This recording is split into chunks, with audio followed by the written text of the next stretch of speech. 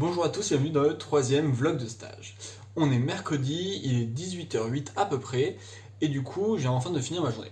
Donc aujourd'hui, globalement j'ai fait deux choses différentes, j'en ai plutôt tranquille. Ce matin je suis allé à l'Institut Zoologique pour finir les oraux de Master 2. Du coup ce matin j'en ai écouté 5 oraux.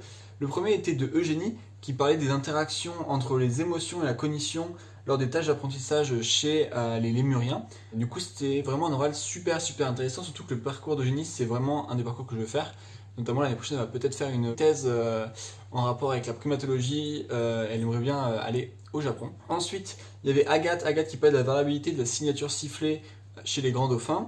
Ensuite, il y avait Elisa qui parlait des répertoires et l'utilisation d'actes de communication chez les orang-outans. Ensuite, il y avait Océane qui parlait de l'apport d'une approche dynamique dans l'interprétation du comportement des cétacés. Et enfin, il y avait Solène qui parlait des perturbations endocriniennes et des effets sublétaux sur les insectes. Du coup, c'était vraiment encore des oraux qui étaient plutôt diversifiés.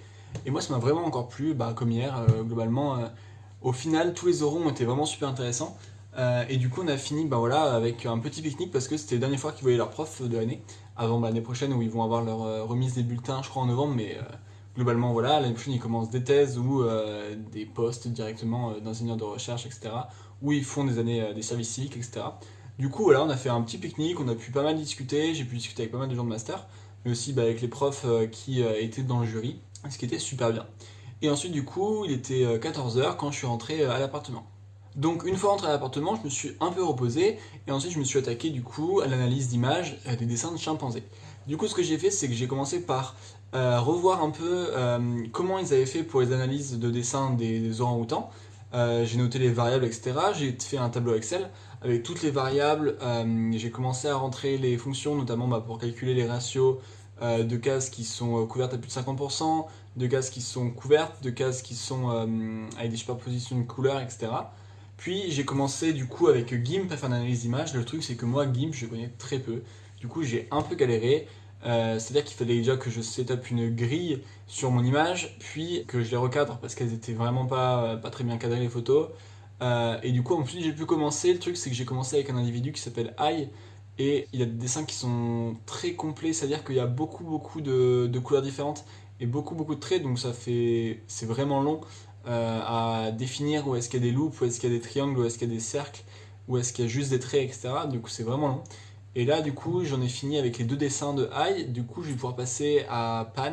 Je pense que j'irai demain. De toute façon, demain, globalement, j'ai pas grand chose à faire non plus. J'ai le matin un oral d'éthique animale qu'il va falloir que j'écoute.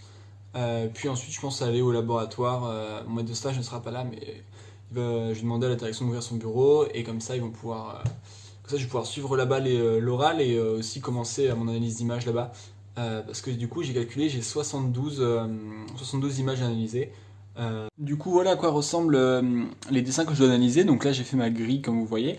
Je l'ai recadré pour que ce soit parfaitement en rapport avec la grille. Évidemment, là, par exemple, sur les côtés, à ce niveau-là, ça sort un peu. Le souci, c'est que je peux pas vraiment faire autrement. Déjà que de base, on était censé utiliser une grille de 10 par 10 parce que les feuilles au Japon, elles sont un peu plus carrées. Là, j'ai dû faire une grille de 10 par 14. Bon, ça change juste un peu les ratios de mon tableau. Et concernant mon tableau, je vais vous l'ouvrir. Hop là, à quoi il ressemble? Donc il y a l'identité du dessin, le nom du singe, le nombre de cellules, le nombre de cellules colorées, le nombre de cellules overlap, le nombre de couleurs, pattern, triangle, loop, color mean, standard deviation, distance to center, aplat. Ensuite il y a les covered rate, overlapped rate, aplat rate, les remarques et l'observateur. Du coup voilà, globalement ça me fait un petit tableau un peu sympa à remplir avec les critères qui sont là. Si vous voulez mettre sur pause, ça peut toujours être intéressant. Et au final, j'ai fait celle-ci. Comme vous voyez, il y a quand même pas mal de traits, mais j'ai aussi fait celle-là. Et celle-là, c'est vraiment beaucoup plus compliqué. Parce que essayer de trouver les fan patterns ou les cycle patterns, ils sont vraiment compliqués à trouver. Mais en tout cas, très intéressant.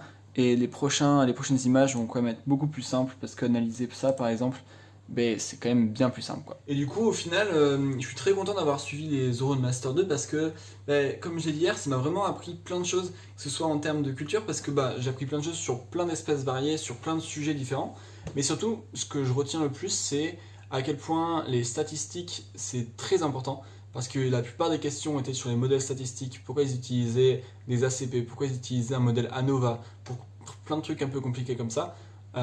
Du coup, très important de comprendre ça, mais aussi d'avoir une vue plutôt d'ensemble et de très bien connaître sa bibliographie. C'est-à-dire que il pouvait par exemple demander quel est le statut de conservation de l'espèce sur laquelle vous avez travaillé. Et c'est un truc tout bête, mais si on ne le sait pas, on ne peut pas l'inventer. Et sur la bibliographie, ça peut être j'ai vu dans votre bibliographie que vous avez lu tel article, parlez-moi un peu d'article. Est-ce que vous pensez que nanana, pas mal de projections aussi, ils nous demandent notre avis sur, bah voilà, est-ce que vous pensez qu'il est possible de faire une autre analyse pour avoir des résultats? Est-ce que vous pensez qu'on pourrait reproduire ces résultats-là sur d'autres espèces, etc. Et donc ça, c'est à nous de réfléchir et ils essaient de voir un peu notre intuition là-dessus et c'est plutôt intéressant. Globalement, ça m'a appris vraiment des choses qui vont me servir concrètement dans quelques années, quoi. Du coup, aujourd'hui, c'était une petite vidéo. Demain, elle sera pas plus grande, je pense.